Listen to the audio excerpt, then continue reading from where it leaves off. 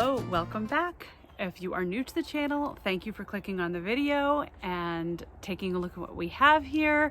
If you are a returning viewer, thank you so much for coming back. My name is Judith. I am one half of the Nutty Nitty Sisters.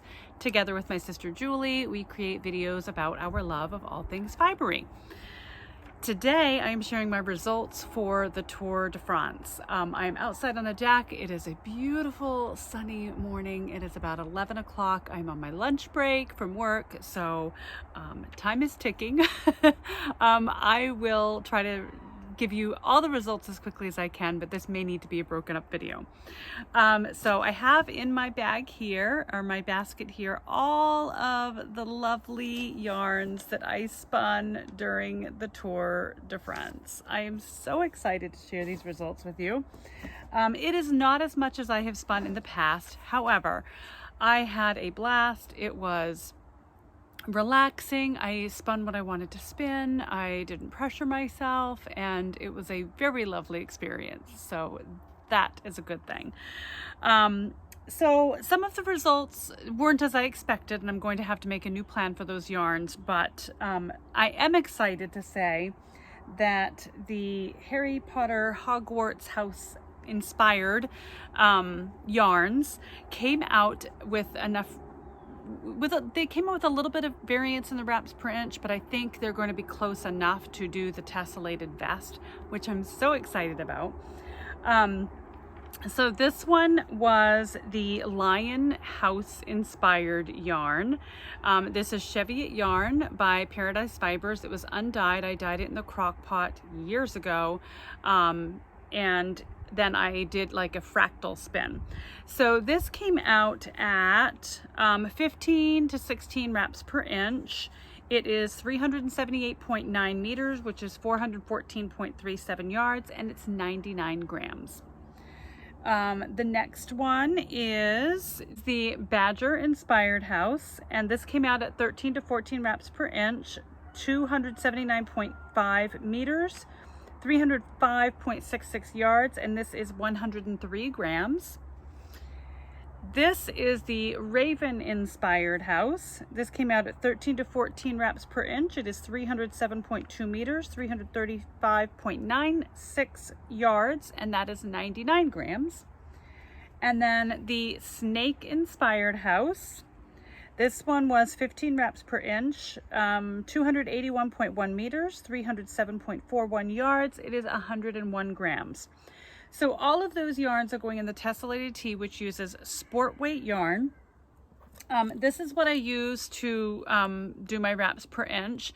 And it says on there that they're all ranging between DK to sport. This one came in at 15 to 16, so that is registering right at a sport weight. So we'll hope for the best on all of them. I think the way that the fabric is designed on that, it's sort of a mosaic knitting. I think when it's paired with the sport weight from Briggs & Little, it will even out and be okay. We'll have to gauge swatch though.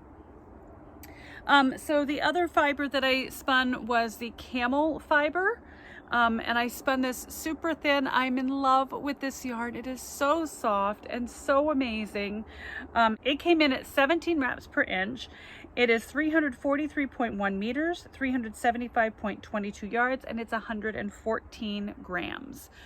So 17 wraps per inch, according to this, it is a fingering weight.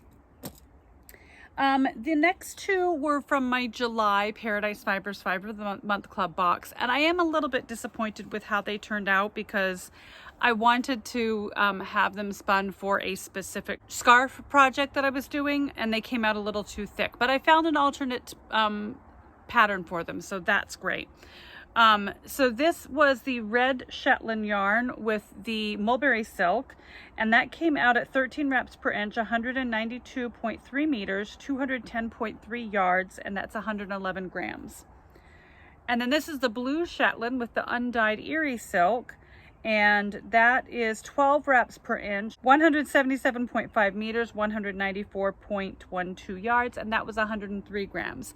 This one, I actually, the fiber broke at the very end when I was trying to bracelet ply the rest of the fiber. So I do have just a little bit, I probably have a little bit more yardage, but I think I'll just use this for the gauge swatch and not break into my main skein. So this was the scarf that I wanted to make with those yarns, and instead I'm making a brioche hat. So this is the pattern that I found for those yarns, and it is called Flashpoint by Elmer Galam, and it is a brioche hat. I am super excited to try this. I think I have enough I do have enough yardage for at least one hat. So I'm going to use these two actually together. I think it's going to be a very nice contrast for a brioche hat. I am dabbling in brioche, and this looks like it's got some good variation with some increasing and decreasing and nice patterning. So I think it's going to be a lot of fun. So watch for that in our upcoming episodes with Julie. In our finished objects segment, that should be featured soon. So between that, the tessellated vest, and the Lemmy cowl, I have spun up enough to keep me busy for a while. So for the Tour de France de Femme, my plan is to do the Casey braids, as I call them. They're from Port Fiber. And then I also have that autumnal braid. I'm toying with which one to put on the wheel first. Today is the second day of the Tour de Femme, so be looking for one of those spin videos very soon. I thank you so much for coming along my journey with me. Hope you'll come with me for the next leg, and I hope you have a great day. Bye.